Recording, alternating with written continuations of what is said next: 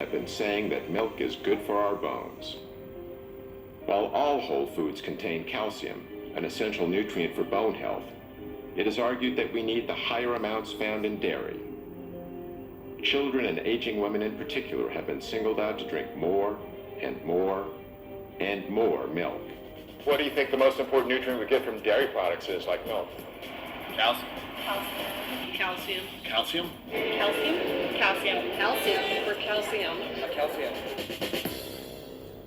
The science in terms of dairy's role in healthy bones is pretty strong.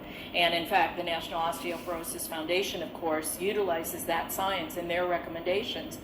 Osteoporosis is a degenerative bone disease, which has been widely linked to a lack of calcium. If this is true, nations with a high intake of dairy products, which are a major source of calcium in a westernized diet, should have low levels of osteoporosis. But according to a study done by a distinguished Harvard researcher, nations with high levels of calcium intake tend to have high levels of hip fractures, which is a key indicator for osteoporosis. And so, in fact, the higher the dairy consumption, the higher the rate of osteoporosis. Exactly the opposite of what the dairy industry has been telling us for so long. One of the primary mechanisms for that is that animal protein tends to create an acid-like condition in the body called metabolic acidosis. To combat this condition, the body draws upon its most readily available acid buffer, namely calcium in our bones. As the calcium is extracted to neutralize the excess acid, our bones are weakened. In defending the health benefits of milk, many national health organizations now recommend that we consume low-fat dairy products. It can be milk, it can be yogurt, it can be cheese, it can be anything made from milk.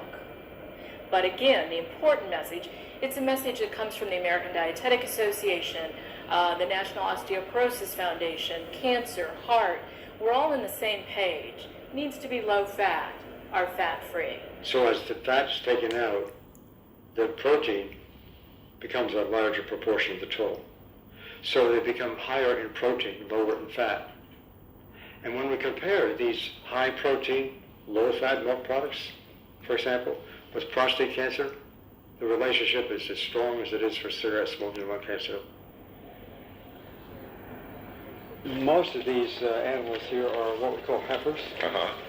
They're the young females, not yet cows. So they haven't had their first calf yet. They haven't had their first calf. So they have to have their first calf before they can Once they lactate. come into lactation, they almost keep them these days. They keep them pregnant continuously Exactly. for 3 or 4 years. Why are they eating grass now? Well, this is the last time in their lifetime they're going to see grass. After that, they're in the barn. They're standing there for the rest of their life. When I was young, we defended our product, promoted our product, because it was nature's most perfect food. And so I believe that.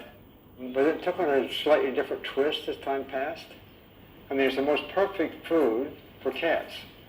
And trying to switch the milk of one species to another species doesn't make a lot of sense. Only 2 months into her treatment, He's educated, which is one.